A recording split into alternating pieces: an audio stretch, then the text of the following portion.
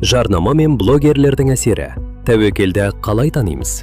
Бүгінде құмар ойынға тарту тек ойын платформалары арқылы емес, ақпараттық орта арқылы да жүреді. Адам кейде ставканы өздігінен іздемейді, бірақ ол жарнаманы күнде көреді. Әлеуметтік желіде, стористе, қысқа видеода, арна жарнамасында. Мұндай контент құмар ойынды қауіп ретінде емес, сәнді өмір, оңай табыс, жеңіс пен еркіндік ретінде көрсетеді.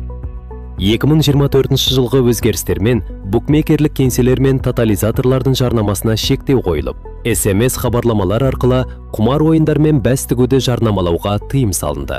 Бұл жарнаманың адамның шешіміне нақты әсер ететінін мемлекет деңгейінде мойындағанын білдіреді. Сонымен бірге, Қазақстанда онлайн жарнама туралы заңнамада инфлюенсер, яғни блогер ұғымы нақты енгізілді.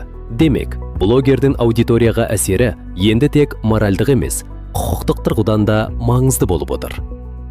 Қаржылық мониторинг агенттігі жыл басынан бері 34 блогердің онлайн ойындарды жарнамалауға қатысы барын анықтады. Олардың 11-і әкімшілік жауапкершілікке тартылып, 23 контент жасаушыға қатысты материалдар уәкілетті органға жолданған. Агенттік соңғы 2,5 жылда 205 жасырын казино жабылып, 17 мыңнан астам заңсыз сілтеме бұғатталғанын да хабарлады.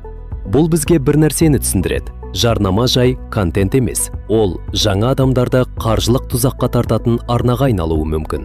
Сондықтан тәуекелді тану үшін 3 сұрақ қою керек. Бұл контент мені асықтырып тұрма, жеңіл табысқа сендіріп тұрма, қауіп туралы үндемей тұрма. Егер жауабы «я» болса, онда бұл сенің пайдана емес, сенің эмоцияңа жұмыс істеп тұр. Саналы адам жарнаманың сыртқы жылтырына емес, оның неге итермелеп тұрғанына қарайды.